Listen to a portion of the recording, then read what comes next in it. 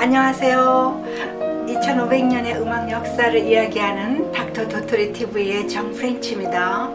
오늘은 슈만과 클라라 그리고 브람스의 관계, 그들에게 어떠한 해프닝이 일어났으며 왜 슈만은 라인각에 투신을 했는가 알아보겠습니다. 예술가들을 가만히 보면요, 아주 외골수가 참 많습니다. 특히 음악가들 중 평생 그 사랑하는 여자만 바라보며 장가도 안 가는 그 수뇌보들, 베토벤, 리스트, 브람스, 모차르트 그 아들들 카를과 프란츠, 그리고 비발디는 뭐 그 사제였으니까 결혼을 할 수가 없었고요. 핸델, 슈베르트, 벨리니, 체르니, 쇼팽, 이 많은 사람들이요 그냥 한 여자만 바라보고 장가를 안 갔습니다. 특히 브람스는 그 슈만의 부인 클라라, 그러니까 19th century 때 최고의 여성 피아니스트면서 미모의 여성, 그리고 또 아주 그 남편만 사랑한 그런 의리 있는 여성을 평생 사랑하다가 결국 그녀를 따라 죽지 않습니까? 독일의 그 작센이라는 지방에 츠비카우라는 아주 그냥 조용한 마을에서 슈만이 태어납니다. 그 아버지는 그 출판사 업계에서 일을 하시면서 또 음악을 좋아하셨어요. 그래서 슈만을 항상 데리고 음악회를 가서 슈만은 그 어릴 때부터 나는 피아니스트가 되고 말 거야 이렇게 항상 그 꿈을 꾸고 있었어요. 그런데 어머니는요, 무슨 소리야? 피아니스트가 되면 굶어 죽어. 너는 변호사가 되거나 법관이 돼야 된다. 이러면서요, 그 도시의 라이프치로 유학을 보냅니다. 그런데 이 슈만은 그냥 법 공부를 열심히 했지만은 도저히 취미에 맞지가 않았어요. 그래서 다 때려치고요, 결국 음악가를 선택합니다. 그는 그 당시에 그 유명한 음악가들을 배출한 작곡가 프리드리히 비크 그 제자가 되었어요. 그의 집에서 하숙하면서 음악 공부를 하게 되었어요. 그런데 그 스승에게는요, 실어증이 걸려 말도 전혀 못하고 그 글씨도 못 쓰는 그런 아주 이쁜 그 9살짜리 딸이 있었습니다. 이름은 클라라입니다. 피아니스트였던 클라라 어머니는요, 소시오패스인 남편 그 비크 선생의 그 독재적인 그 성격에 그냥 더 이상 견딜 수가 없었어요. 그래서 아이들을 다 데리고 집을 떠나지만 클라라만 남겨놓고 갑니다. 그 이유는 클라라가 피아노의 신동이었기 때문에, 또 아버지가 음악가지 않습니까? 그러니까 아버지 곁에 두게 한 거예요. 그 무서운 아버지와 함께 살게 된 그 클라라는요, 그 큰 충격에, 그러니까 어머니가 자기를 그 버렸다는 그런 충격에 성장이 느려져요. 여기서 말문도 막히고 글도 잘 못 쓰고. 근데 슈만은요, 이 고립된 생활을 하는 클라라와의 대화도 자주 갖고 또 밖에 세상도 보여주면서 그녀에게 용기를 줍니다. 그러니까 이 클라라에게는요, 슈만이 그야말로 신과 같은 존재였어요. 클라라가 아주 아름답게 성장하자 슈만은 그녀와 사랑에 빠지고 맙니다. 슈만은요, 비크의 그 사이가 되기 위해서, 그러니까 스승에게 아주 잘 보이려고 그냥 무리하게 피아노 연습을 하다가 그만 넷째 손가락에 그 널브에 손상을 입게 되어요. 그래서 더 이상 피아노를 칠 수 없게 됩니다. 그 좌절하는 그 슈만을 보면서 클라라는, 오빠 걱정 마, 작곡을 해봐, 그러면 내가 피아노를 연주를 해줄게, 이렇게 현명한 조언을 줍니다. 슈만은 그때부터 피아니스트의 꿈을 버리고 작곡가로 부상하게 돼요.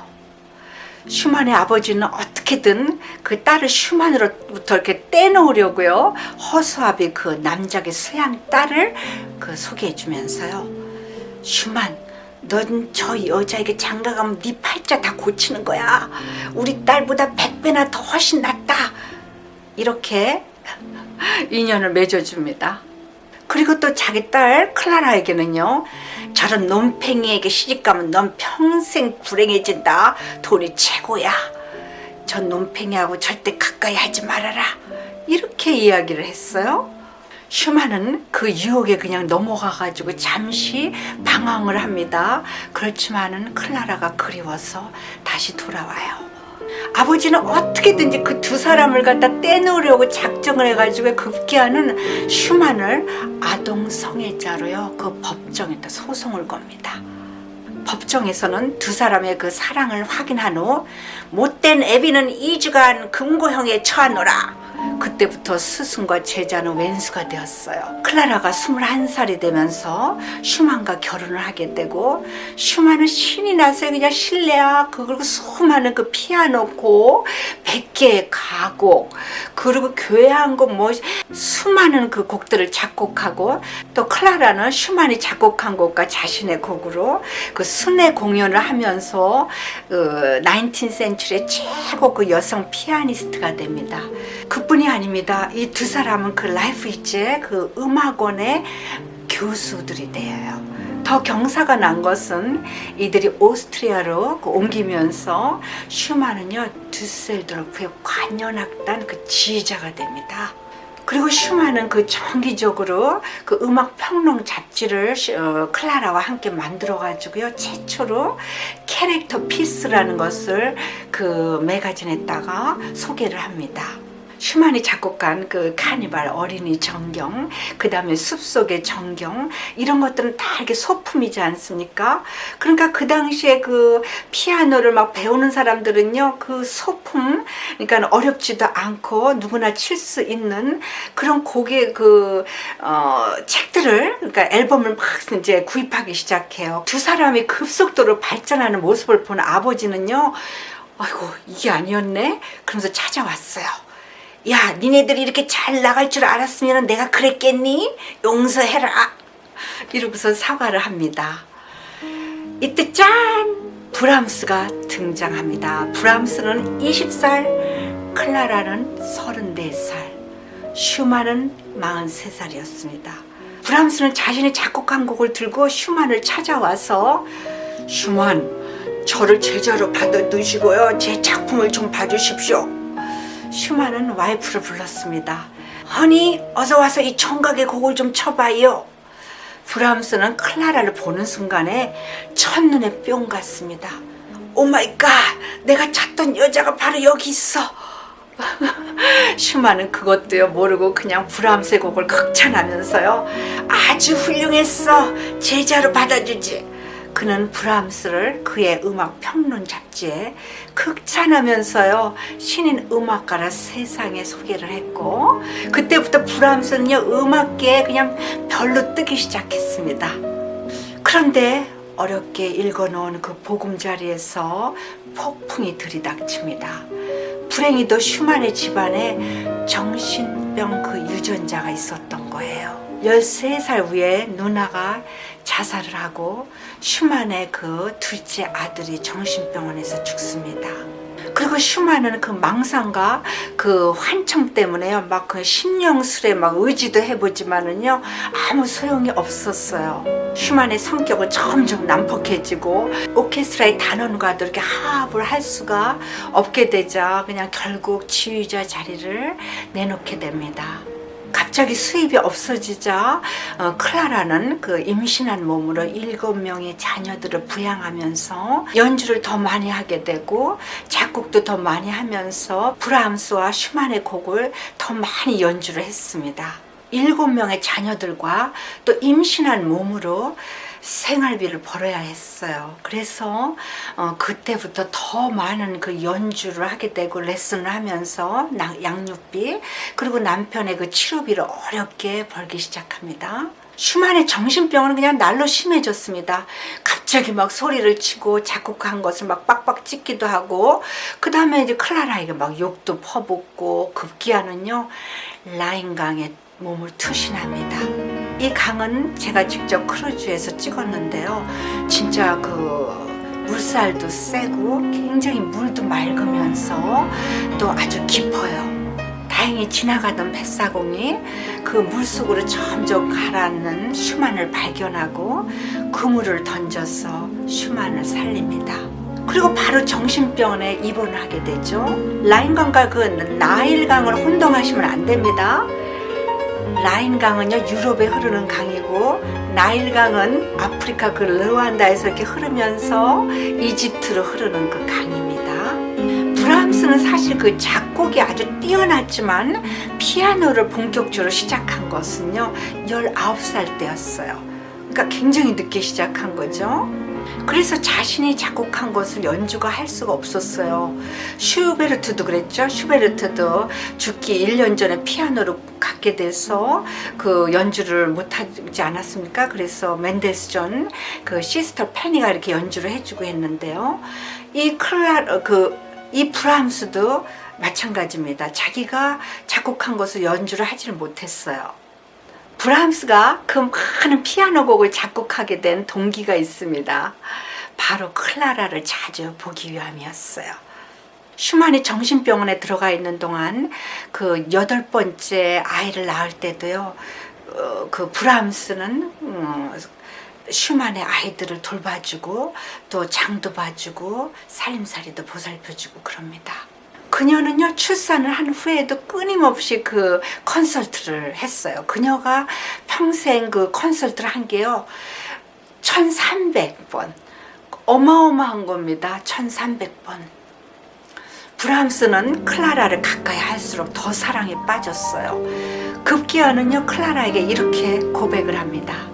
언어로 표현할 수 없을 정도로 당신을 사랑합니다. 사랑이란 단어가 가질 수 있는 모든 수식어를 사용해 당신을 불러보고 싶습니다. 이렇게 편지를 보냈어요. 클라라는 아무 대꾸를 하지 않습니다. 연주해야지, 자식 8명을 부양해야지, 슈만이 하던 음악 평론 잡지 그걸 계속 발행해야죠. 그리고 또 연습곡을 받아서 연습을 해야 됩니다. 그야말로 그 물속에서 엄청 바쁘게 그 헤엄치는 우아한 백조였습니다. 브람스의 음악 스타일은 그는 그 클래식 그 음악 전통을 따랐어요. 그 전통 속에 최대한의 그 감정을 포함해가지고 자신이 클라라를 그 사랑하면서 그의 감정과 그 슬픔이 그 음악 속에 그 내포되어 있습니다. 그는 그 폴리포닉과 호모포닉을 이렇게 둘 다 사용했어요. 그러니까 폴리포닉은 여러 그 멜로디가 있는 거라 그랬죠. 호모포닉은 멜로디와 반주가 있는 거라 그랬어요. 근데 클라라를 그 사랑하는 마음을 그 언어처럼 그 음악 속에 넣었습니다.